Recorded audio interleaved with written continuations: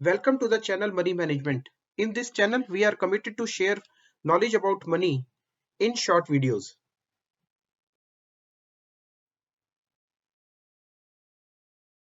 In this video, we would be talking about life after VRS, that is, after voluntary retirement scheme. So let us see what we can do after VRS. So VRS, voluntary retirement scheme, which we used to see in the government sectors like PSUs, etc., has been recently quite common in private sector as well. We can also call VRS scheme as a golden handshake, wherein employer gets the benefit of downsizing the manpower in numbers as well as average cost of the employee, and employee gets a benefit of couple of months of salary depending upon the number of years of services done left and company guidelines and policies. Though it is quite understood that in most of the cases that employee is not getting a major benefit and motivation loss is also there, but still it's a reality and it's better to face with a proper planning. Immediately after VRS, though we have some amount given by the company as compensation, we have some PF, gratuity and some other perks in our kitty. But overall it's a tough situation since the life has put a brake on the recurring income, that is salary. Our expenses are going to reduce neither immediately nor in long run. Rather, the responsibilities, recurring income, overtime expenses are on the way. Inflation is there. In most of the cases, there is no other income. Major responsibilities of children education and marriage are still pending. Retirement planning is still pending. What to do? So now we understand that financial planning is extremely important after VRS. VRS can be given to any employee irrespective of age or performance. It is always better that a rough draft of financial planning should be ready with the employee as part of his own financial planning so that he should be ready for what to do if he has been given VRS or CRS. For doing the financial planning, first and foremost thing is that we have to accept the reality and do planning with cool mind. It will I will give you my opinion for utilizing the VRS money.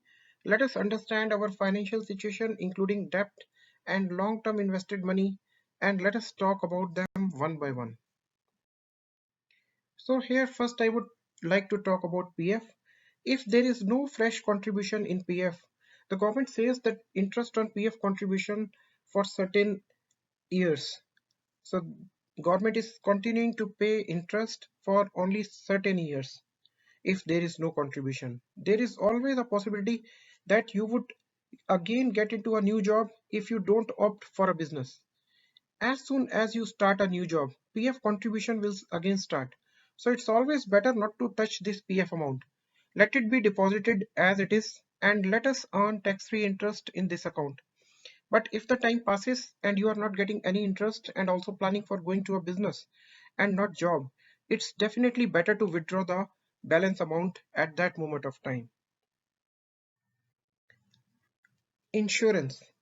If you have a term insurance, I would request you to continue the same. If you have traditional plans with low returns, you may relook into them. It may be better to cancel these plans if they are not very close to the maturity, and you can switch to term plan for insurance purpose. However, you may take care that the other insurance like health and vehicle must continue. Health insurance is most important to continue as the company medical insurance also stops as soon as you leave the company. If you don't have a health insurance, immediately buy a health insurance covering all the family members and ideally should be more than that provided by the company. Loan.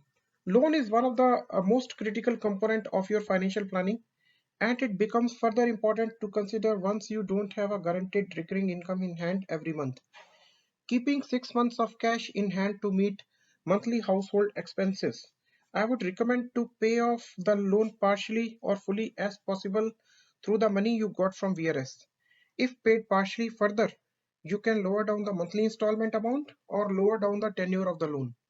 Since you don't have the recurring income immediately, it's always better to lower down the installment amount. You may include this amount also for 6 months to be in cash in hand while calculating the cash requirements above. You may also consider need of the asset associated with the loan. Say for example, you have a home loan and with VRS you have to move to another city or near to your hometown for getting another job or business. You may even think about selling off this house. If you have a vehicle loan and the vehicle is no more required as it was primarily involved in your transportation need between office and home, you may plan to sell off this vehicle as well. The main point here I'd like to say is that you should actually identify the need pre and post job and take a decision. There is no point of getting emotionally attached to the asset in this difficult period. NPS. Most of the salaried class people have NPS account. I would recommend you to still deposit a minimum of 50,000 rupees in tier 1 account so that you can claim the tax benefit on the same even while leaving the company. Moreover, you would be going for any job or business, you would still be required to save tax. So please continue this deposit in tier 1 account. Fixed deposit. The money you got from VRS is extremely important and you would be demanding high liquidity till you start your recurring income again. I would prefer you to either make a flexible FD with bank, like whenever you withdraw some amount, balance still remains in FD, or you should make small FDs equivalent to your monthly expense for at least 1 year, and the balance you can make for higher amounts. For example, you left with 20 lakhs for FD and your monthly expense is 50,000 rupees. So you can make 12 FDs of 50,000 rupees and balance 14 lakhs. You can split further into 4 to 5 FDs as you find suitable. You can further plan auto redemption of these FDs into your account on monthly basis to meet household expenses. If your household expenses are taken care of, you can easily concentrate on your other money making activities and further planning. Tax-free instruments. Instruments like PPF, Sukanya, which are going to give you tax-free returns must never be discontinued or stopped. It's better to deposit maximum possible amount in these accounts, but still there is a concern and you don't want to keep the amount locked for a long period. Deposit at least bare minimum to keep running these accounts. I would also like to say that the bare minimum amount should be deposited on as soon as possible basis, otherwise we may forget while having other financial priorities in hand. Once we start earning recurring income again, we can again start investing the maximum possible amount. So even after VRS, let us take care of our financials carefully. Thank you. So thanks for watching our video. If you like the video, please press the bell icon and please subscribe the channel. Thank you.